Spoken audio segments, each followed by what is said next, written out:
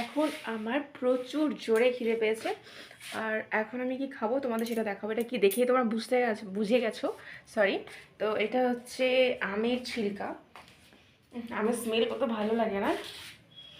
আর এই দেখো সন্ধ্যাবেলায় এটা আমি খাবো। আর এখানে কি নিয়েছি দেখো, ছোলা নিয়েছি। আর এটা হচ্ছে আমগুলোকে ঘষে রেখেছি। আর এটা হচ্ছে শশা। হ্যাঁ, এটাকে তিনটেকে মিক্স করব, যেহেতু মশলা টশলা বেশি খেতে পারবো না। তো সেই জন্য শুধু নুন দিয়ে মাখিয়ে খেয়ে নেবো। দারুণ খেতে লাগে কিন্তু।